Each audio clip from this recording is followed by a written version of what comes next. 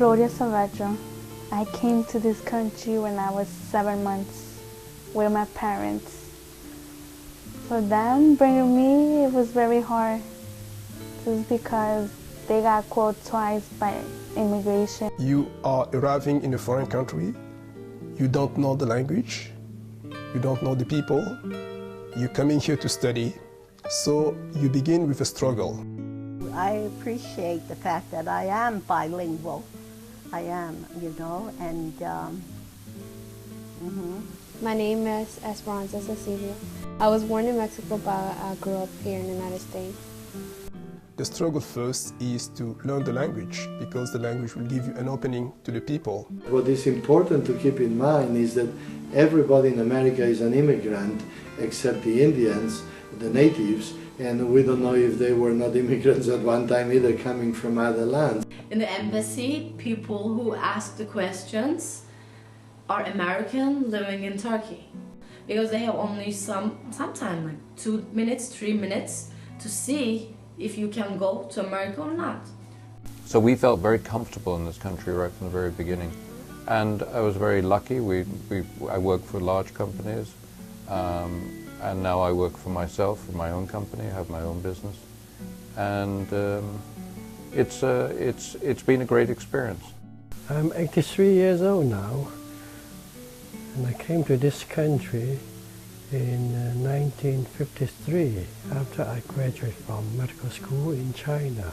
My class in 6th grade learned the poem by Emma Lazarus, and it really struck me as being apropos to the United States. When they talked about giving me "you're tired and you're poor, please come." It was a welcoming statement. We were very pleased at the time when we heard that we were going to transfer to the United States. Because I think the options were for us to be transferred to either India or Indonesia at the time. I know many of the immigrants in this country, they work very hard. They don't have the college education or something, but they know the business. I think the reception at the borders of America is a very unpleasant experience for most people. Immigration is a very contentious subject, and we're being very short-sighted about it. One of the answers to it is to make their economies, South America, Latin America, Mexico, Central America, and below there, if we could help their economies, there wouldn't be this great desire to enter this country. This is why I think it's terrible when anything pretends to isolate people. Put it that way. If you break a big wall between yourself and your neighbors, I mean, that's not constructive. One learns from the other and you just become richer. You always be faithful to your heritage, where you come from, but you incorporate new ideas. I think that's beautiful. Us Mexican people, we are hard workers. We like to work to get our money and to upgrade ourselves a little bit from where we stand right now. Personally, as an American, I think walls and sirens and bells and lighting won't solve the problem. Pacts are always better. You make a pact with someone, you stand by your word, you have a certain immigration policy that allows for certain people to come in to do certain work, like a farmer or a migratory worker allotment or a quota system. That may work. It may not, but it has to be tried. We cannot pretend that those that are here are it, and we are the only ones who deserve to be in this country. They just make it every year it gets difficult for immigrants to become a U.S. citizen. I was trying to go to school, but it's kind of difficult because if you're not a legal resident or a citizen, you cannot get any financial aid. So I came to the United States to do something. I was not brought up here. I brought myself here. That's the difference between me and my other brothers and sisters who are Black American, were brought here as slaves and grew up here witnessing injustice every single day of their life. There are people that come here that don't have basic high school diploma. The road is tougher for them. I work under very bad circumstances. I work for very, very less money.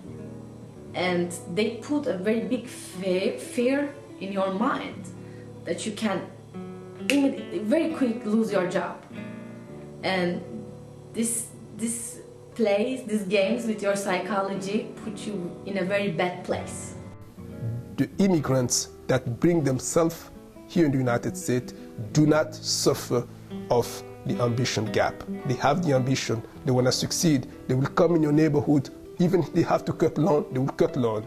Even if they have to harvest apples and all these kind of things, when there are all types of toxins, they will do that because there is the ambition.